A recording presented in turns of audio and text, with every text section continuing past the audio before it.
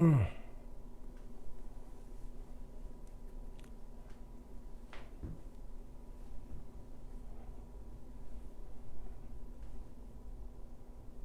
Hi everyone, I'm David Kessler. I'll give folks just a moment to tune in and find me here.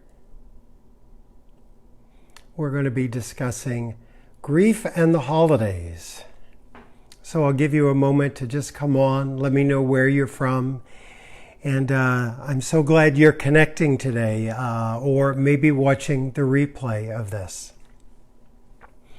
So thanks for joining me, and just let me know when you're on and who you are, and I'll even read these if it's in the replay later, because I love knowing who's connecting with us. I'm David Kessler, and I want to thank Legacy.com for bringing this Facebook Live on as we talk about the holiday season. And so this is a little joint venture of Legacy.com and grief.com to help with really one of the toughest times of the year. And I think one of the toughest times of the year for people who have had a loved one die, and really people who have had all kinds of losses, are the holidays. Oftentimes we're not prepared for how challenging the holidays can be in loss.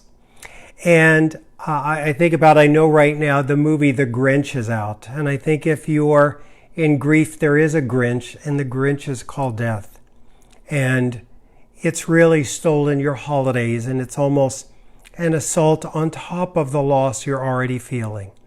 So I just want you to know that as a grief expert and as a bereaved person myself, I so know the road that we're walking.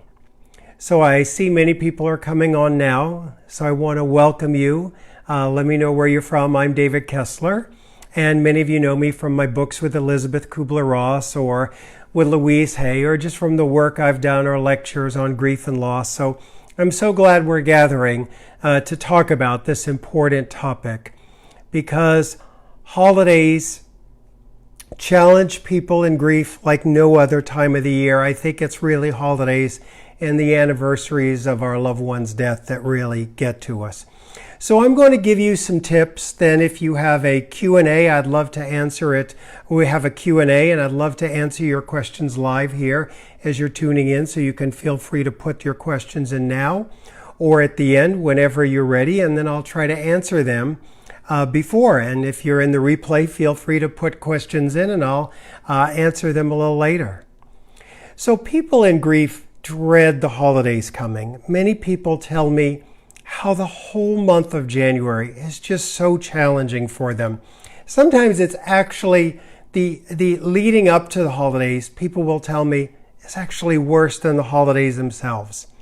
And it's a form of anticipatory grief. We're anticipating how bad it's going to be, which makes it bad even before the holidays come. So let's talk about some ways to get through the holidays. The holidays will see all the advertising in the world, and what's it going to say? It's going to say things like the holidays are about togetherness, and yet you're not able to be together with the one person you would want to be together with.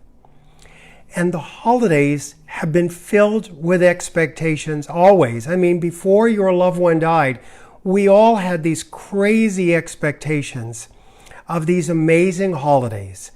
And that's just not real life. I have to tell you, even at Thanksgiving, I was scrolling through Facebook and I saw someone I know, and the whole family's gathered at Thanksgiving and they're smiling, and it just looked great. And then I saw that friend and I said, wow, your Thanksgiving looked great on Facebook. And she said, oh my gosh, the whole family was fighting, and then we had to stop and smile for that picture. And then right after that picture, Jane and her husband left, and there was a whole big to-do. And yet, if you don't know that, you just scroll through everyone else's picture on social media, and you think everyone's having a wonderful holiday but you. So just know, those are unrealistic expectations that we have in general around the holidays. So we'll see things about this as a time for hope. and a time of togetherness, and it's about happy holidays. And you maybe even are putting up a front that you're doing okay or you're handling it okay. And the truth is, your insides don't match the outside world right now. And so much kind of festivity in the air. And you're having a challenging time. And the first thing I want to do is just tell you how normal that is. Just know the holidays are challenging.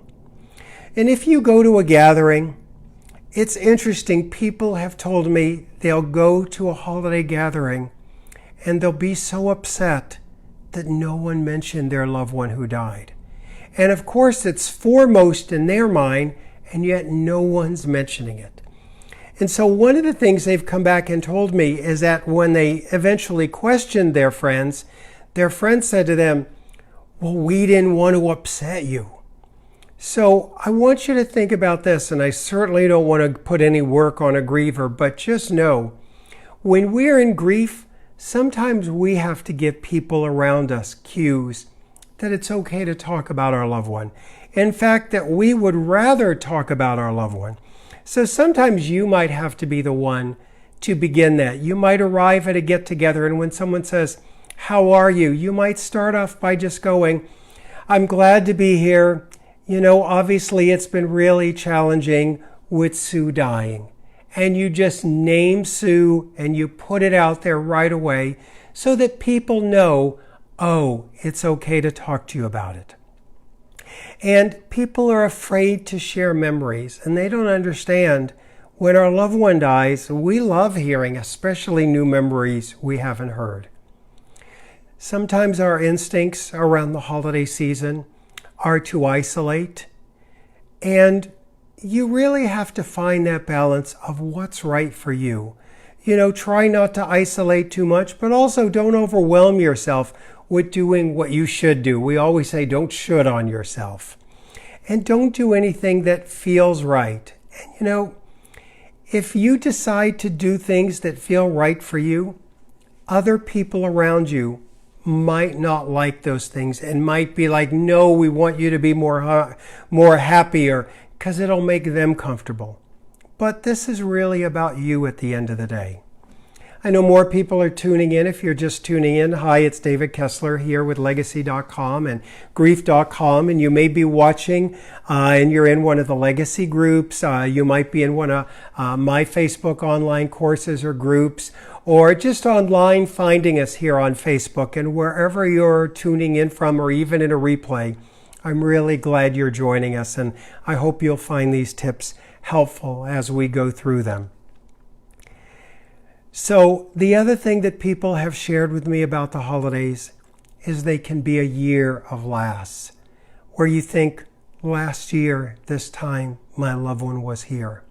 Last year, this time, we were getting ready for the holidays and I had no idea what was coming. Or your loved one may be gone a few years now, and you're really settling into the reality that they're not going to be here for any more Christmases, and that can be equally as hard. Because we find there's a lot of never agains that we have to deal with. And as someone said to me about the pressure of the holidays, that don't try to do them great, don't try to do them the way you did, that your holidays, you know, as one person said, it's just going to have to do this year. It's just going to have to do, and that'll be okay. So here's some tips to consider. First of all, free yourself from the rituals. If you find comfort in the rituals of the holidays, wonderful. I'm so glad they're there for you. If you don't do more than you want, and just know you can actually cancel a holiday. People go, oh my gosh, what if we cancel the holiday? Nothing happens. It rolls right around next year.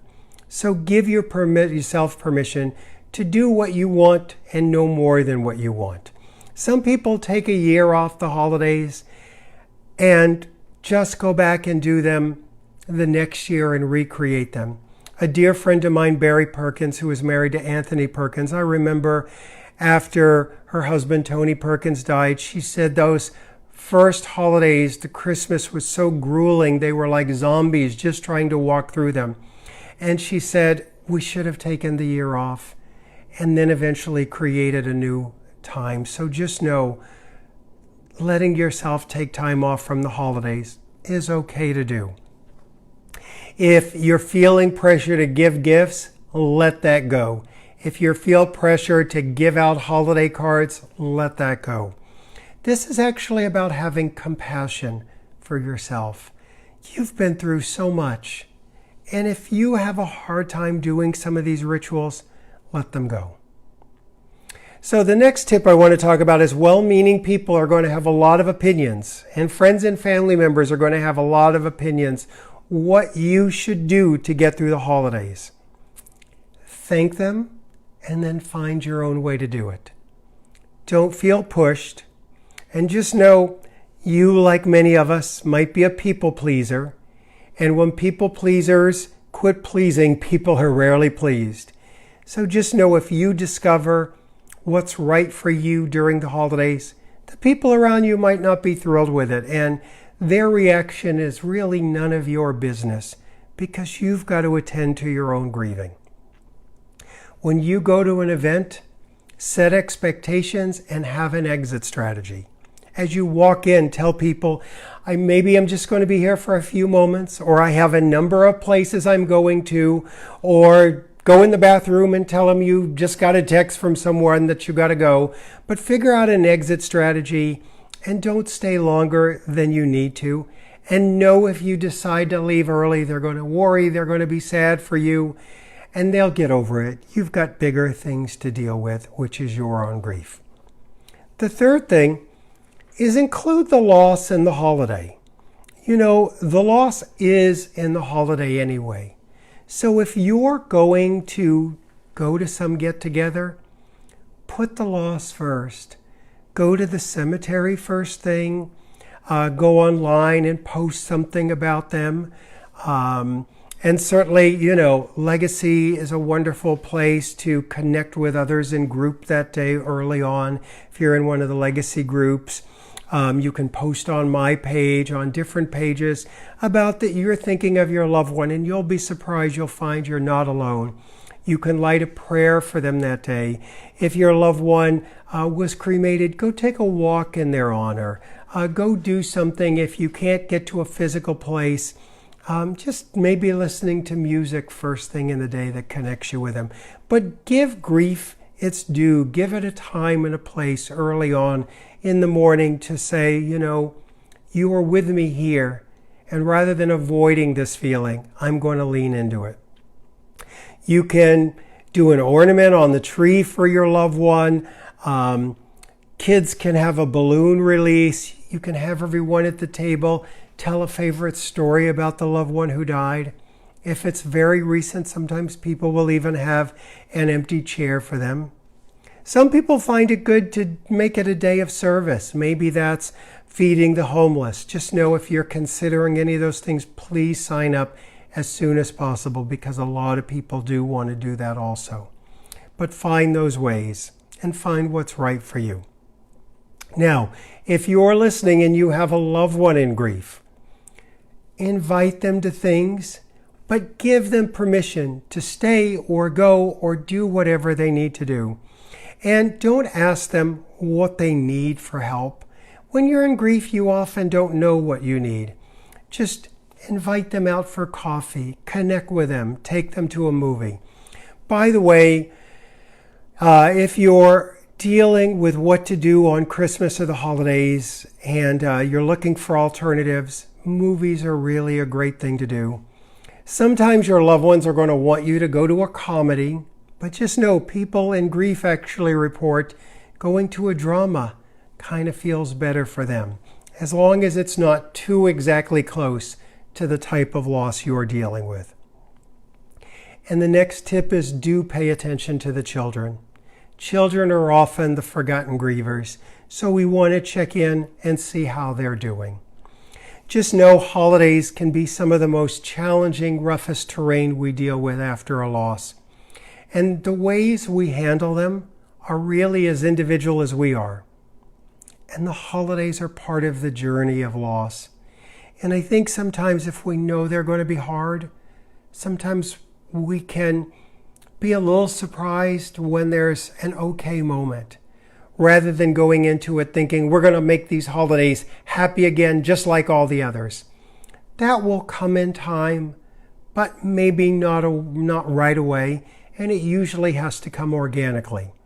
Because holidays can be very sad, but you might find yourself having a moment of laughter.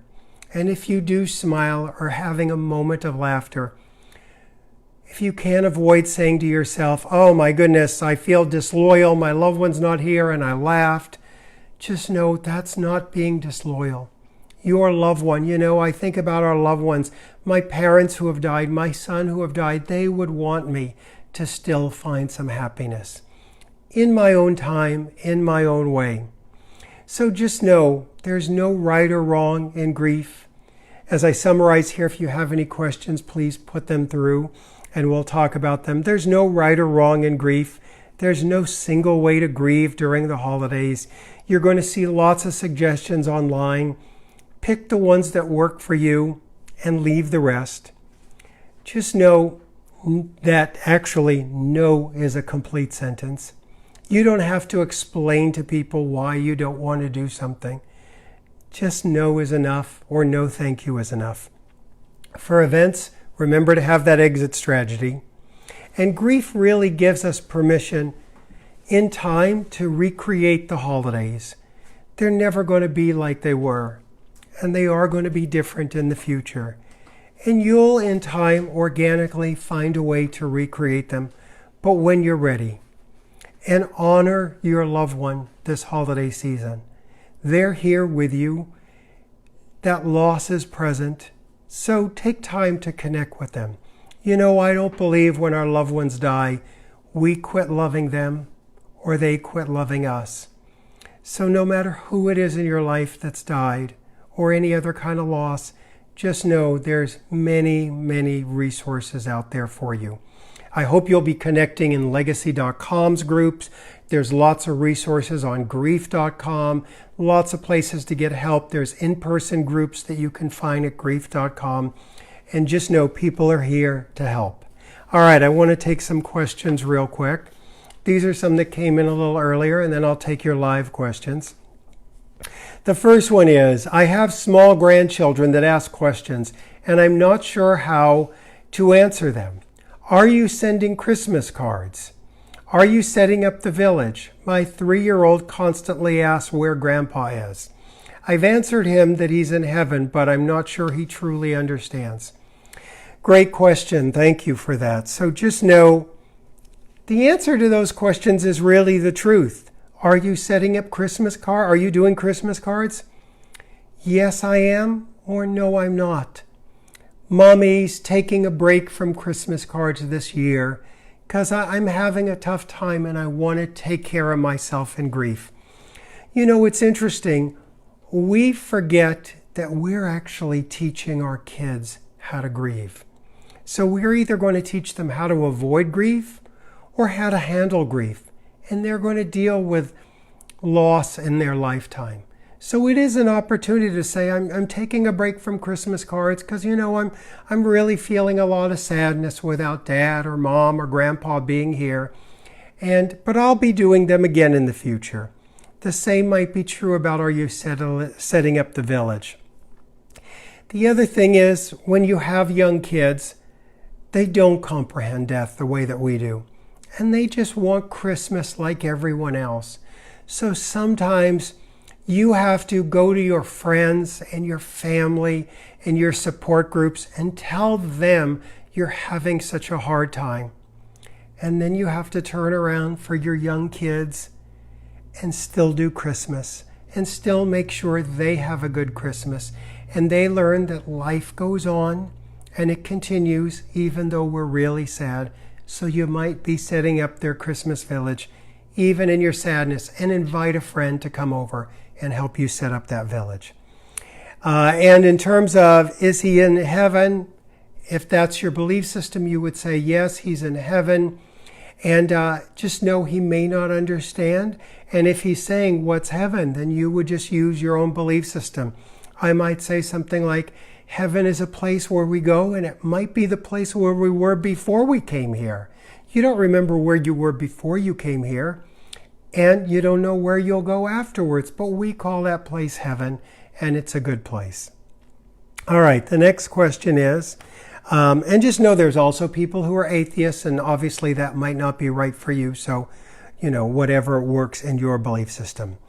The next one is, my husband of 27 years died in his sleep. Oh my gosh, from a heart attack. I'm so sorry to hear that. This was at the end of September. Just know the end of September is yesterday. The grief is overwhelming. How do I get it under control? You don't. That is what grief looks like. We don't get to control grief. Grief turns our life upside down. So just know it is very upsetting, and you loved your husband so much. And I got to tell you, after 27 years, you're not supposed to be fine. You're not supposed to be okay. It is supposed to be feeling overwhelming. And grief is the love you felt for him too. That pain also contained your love. So I would let go of the expectation that you are going to control grief, because I'm a type A person. I can tell you we don't get to control grief. How do I make the loss not hurt so bad? By feeling it when it comes up. By talking about it when it comes up. If your friends don't want to talk about it, then find people who do. In a grief group, online, Legacy.com, my places. Just know there's places you can go where you can talk about your pain. December 8th was his birthday, so you've got a lot going on this holiday season, and this is going to be, of course, your first holiday without him. Please connect with others, and just know after 27 years, it is going to be really hard, but still send him love. I believe in sending them love. And I think it helps us, someone once says, grief is love with no place to go. And I'm like, oh, that makes it hurt even worse. I still send my son love. I still send my parents love. I don't ever stop with the love. So keep the love moving, even during the hard times and grief. Okay, next question. I don't know where I should go, who I should be with, or if I should be alone this holiday. That is tricky, and I know that people in grief deal with that a lot.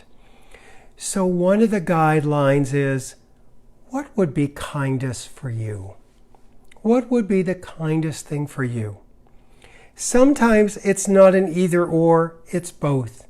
It's like, I might be alone, but I'm going to go try to be with people, and if that doesn't work out, then I'll be alone. Sometimes going away is helpful.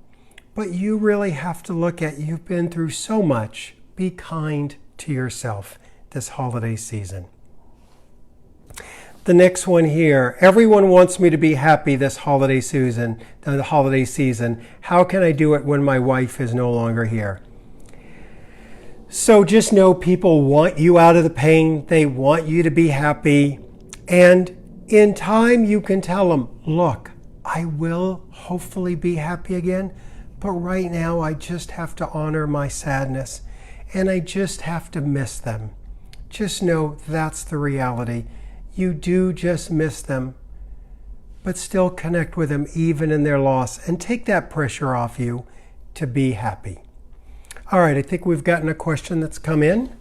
Therese wants any suggestions on if you have any tips on creating new rituals. Therese wants to know if we have tips on creating new rituals. That's a great question, Therese. So in terms of creating new rituals, I think first thing we have to do is look at the old ones and see what worked with them and what didn't. I remember a friend who used to send out 350 cards every year. And I'm telling you, she literally, after her loved one died, said, I realize I'm not doing that again. And so now she just posts on Facebook every year.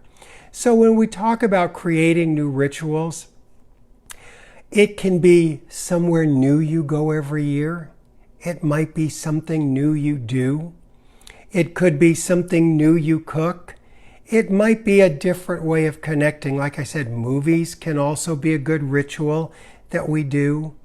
And also think about who your loved one is who died and what was important to them.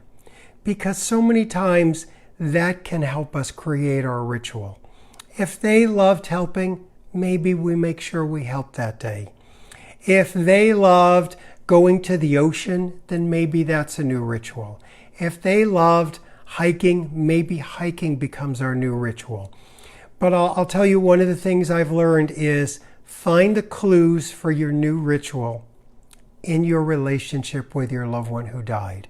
That's the place that you can find it. So I want to thank you on behalf of Legacy.com and grief.com, and I'm David Kessler. Please share this post with others. You have friends who are in grief, whether you realize it or not. You may think, I don't have anyone who died this year, so my friends are all okay. They're missing their loved ones, their parents from 10 years ago, from 5 years ago. So people are like, oh, I don't want to share something from grief on my timeline. It may be upsetting, but you're going to see someone's going to thank you for it, because we all deal with loss, especially around the holiday season. I'm David Kessler on behalf of Legacy.com and grief.com. Please connect with others, come to our groups, see others in person, and just know you're not alone this season. And thank you for joining us. Take care.